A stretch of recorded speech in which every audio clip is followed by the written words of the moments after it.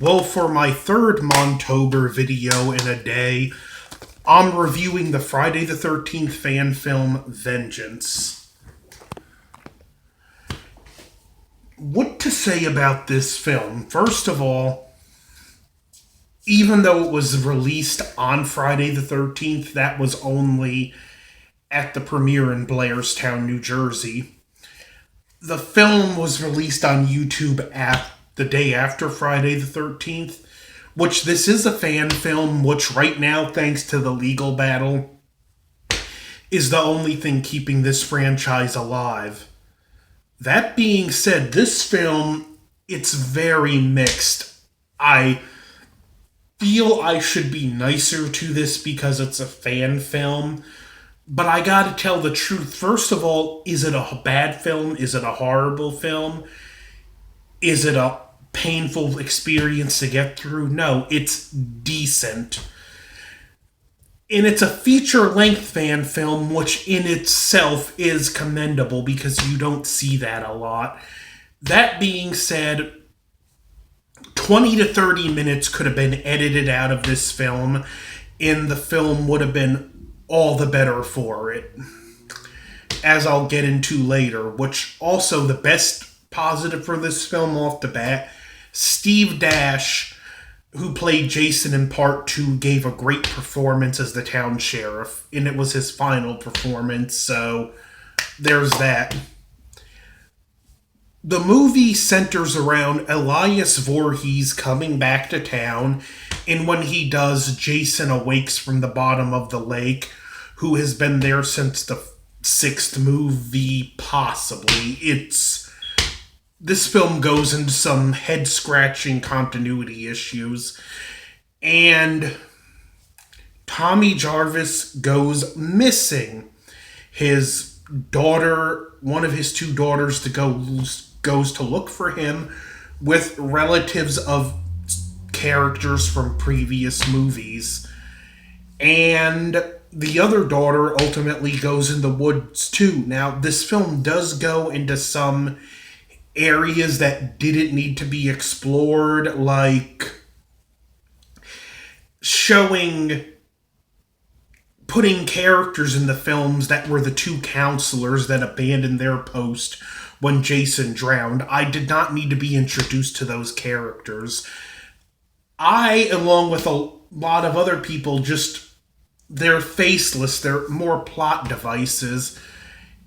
And it just felt needless there. As well as this film introduces so many disposable characters with deaths that are so telegraphed a blind man can see coming. Every now and then we'll cut to brand new, never before seen characters, and you know in a few moments they're gonna die, and they were just there to add the body count. And I think if you eliminated a lot of that, again, the film would have been better for it. Jason looks great and the performance is great, but the actor that played Jason also played this obnoxious white trash type character that looks like he's like a toned down Rob Zombie character. In fact, this film has a lot of that, even though it's toned down, that real cringy type dialogue you would expect in one of those movies. And like I said, this film could have been made a lot better in the editing process. And we ultimately have Tommy's oldest daughter rallying relatives of characters from the previous movies to go hunt Jason. And it plays out like you would expect. These people are complete idiots that don't stick together, and when their one vehicle with the gun gets stolen, rather than doing the smart thing and going back, they pull tools out of the truck that the one guy brought, which it was a 4-door truck. All of them could have easily fit in the cab of that truck. In worst case scenario, you throw some stuff out the back for one person to get in the bed and they could have gotten out of there. I did like one funny joke. We meet there are two tour groups that we meet in this film that do tours of Jason's hunting grounds, and in both cases, the characters are absolutely atrocious. But the second group we meet, which gets killed almost instantly, a guy comes up with a Part 9 hockey mask and tries to scare the people, and they joke about how horrible of a costume that is, kind of a jab at Part 9, but I keep talking about this film could have been shorter. You see this film here, Never Hike Alone, a fan film made by Womp Stomp Films. This film is under an hour long. They knew they did not have the resources or the script to support a full-length movie, so they made a shorter film that oozes with quality.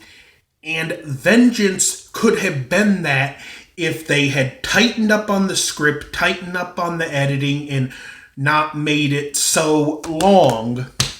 It's a very uneven movie. For everything I like about it, there's like two things that drag the movie down. I'm still going to give this movie a favorable rating, but it's just,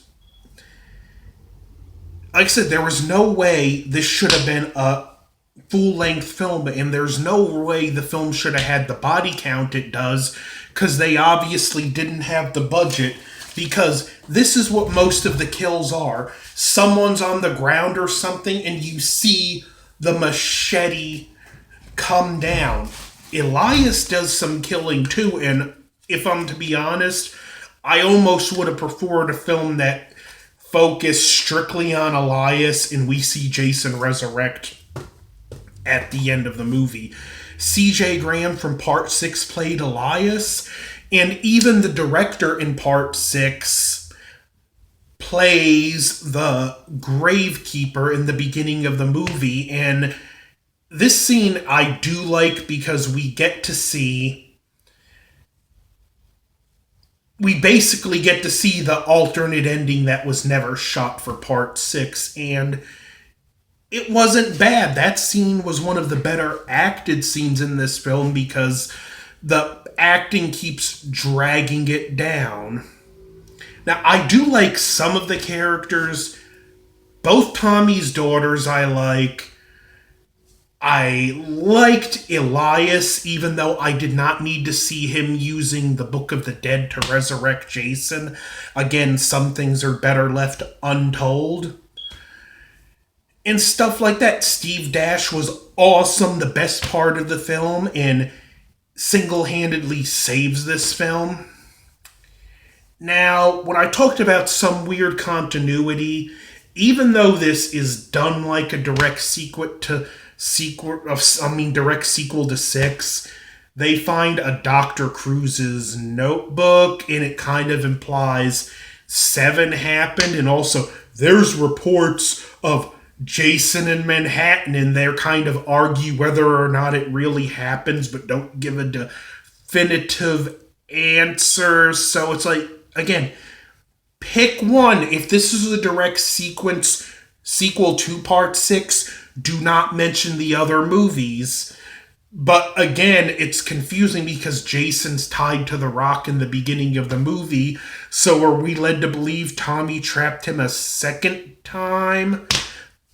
I also love the look of Jason in this because it's what the mask from A New Blood should have been, because it even has the bullet hole in it, and it takes into account Jason's injuries better than A New Blood did. But it's a very uneven fan film, but still respect to the filmmakers.